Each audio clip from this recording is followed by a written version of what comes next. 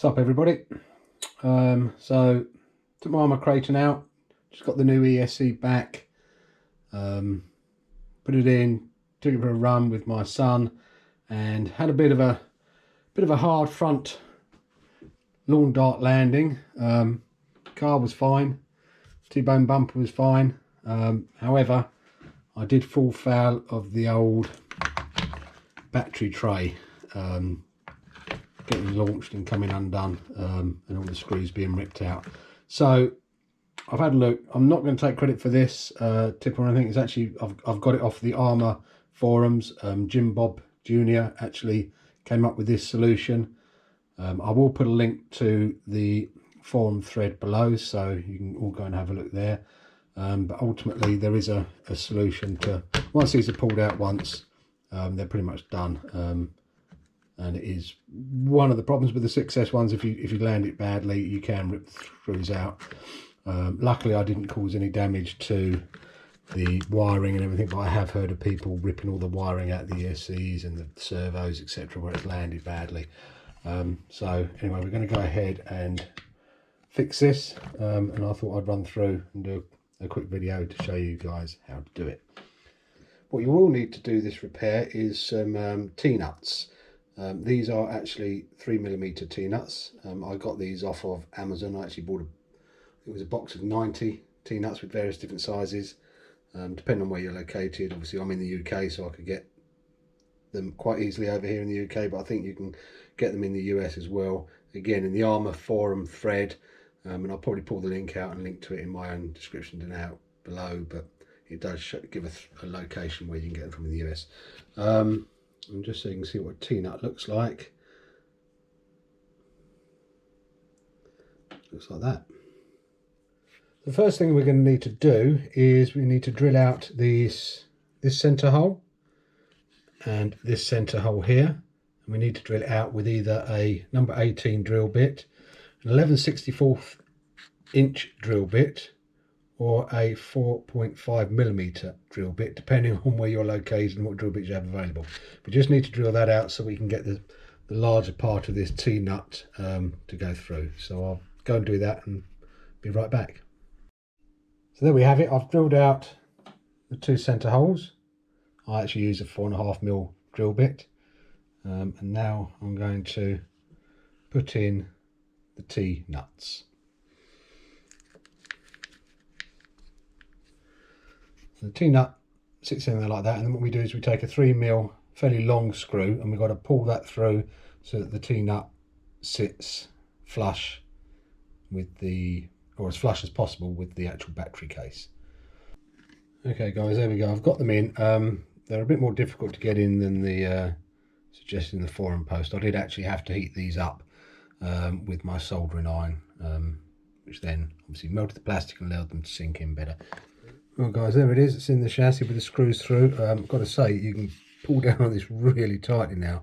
I've probably pulled it a bit too much. You can see that actually the plastic battery tray being pulled into the chassis. Really strong, secure attachment. I've only got the two screws in at the moment because I lost the others when it all came out, but that is very securely attached now. Guys, as these are protruding just a little bit from the battery tray, obviously we want to protect the battery sitting on and not getting dents in. So what I've done is I've got myself a sheet of PETG clear, but you could probably use, if you've got 3D printer you could print something out.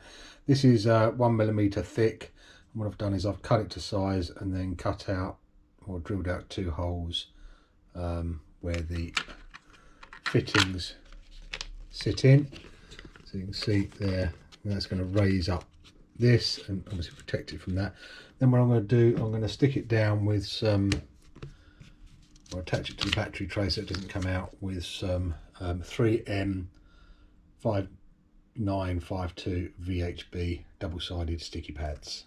I'll cut these to size and stick them on there.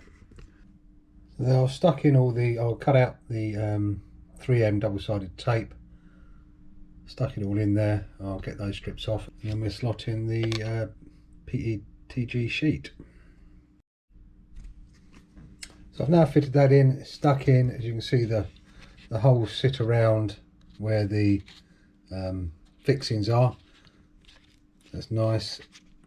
It's now protruding above the fixings so that the batteries aren't going to get damaged, but I am going to add a little bit more, just rather be safe than sorry.